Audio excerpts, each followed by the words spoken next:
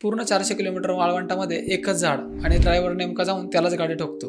आज आपण बघणार आहोत ट्री ऑफ टेरेनची गोष्ट। जगातील सर्वात एकटे झाड ज्याच्या आसपास 400 किलोमीटर पर्यंत दुसरे कोणते झाड किंवा साधे गवतही नव्हते। हे एक बाबळीचे झाड होते। नायजर देशातील या भागात पाऊस पडत नाही। मग हे झाड जगले कसे? 1939 मध्ये जेव्हा या झाडाजवळ विहीर खोदली गेली तेव्हा एक धक्कादायक गोष्ट समोर आली। या झाडाच्या मुळात जमिनीखाली तब्बल 110 फूट खाली गेलेल्या होत्या। जेथे झाड जगण्यासाठी या वाळवंटातून पाणी मिळत होतं। वाळवंटातून प्रवास करणाऱ्या लोकांसाठी हे फक्त एक केवळ झाड नाही तर त्यांच्यासाठी दीपस्तंभ होता। कडाक्याची थंडी असूनही भटक्या जमातीचे लोक या झाडाचे लाकूड जाळण्यासाठी कधीच वापरत नसत। हे झाड वाळवंटातील अस्तित्वाचे प्रतीक होते। पण 1973 मध्ये या झाडासोबत अशी घटना झाली। अथांग सहारा वाळवंटात जिथे शेकडो मैल मोकळी जागा होती तिथे एका मंद ट्रक ड्रायव्हरचा ताबा सुटला आणि त्याचा ट्रक थेट या एकमेव झाडावर जाऊन आदळला। शेकडो वर्ष निसर्गाशी झुंज देणारा हा निसर्गाचा चमत्कार एका मानवी चुकीमुळे मातीत मिसळला। आज या झाडाचे अवशेष नायजरच्या राष्ट्रीय संग्रहालयात सन्मानाने ठेवले आहेत आणि त्या जागी हे झाड जिथे उभे होते तिथे आता त्याच्या आठवणीत लोखंडाचे एक स्मारक उभारले आहे। तर तुम्हाला ट्री ऑफ टेरेस बद्दल माहिती होतं का? आम्हाला कमेंटमध्ये नक्की सांगा आणि अशा भन्नाट गोष्टी मराठीतून जाणून घेण्यासाठी आमच्या चॅनलला सबस्क्राईब आणि फॉलो करायला विसरू नका।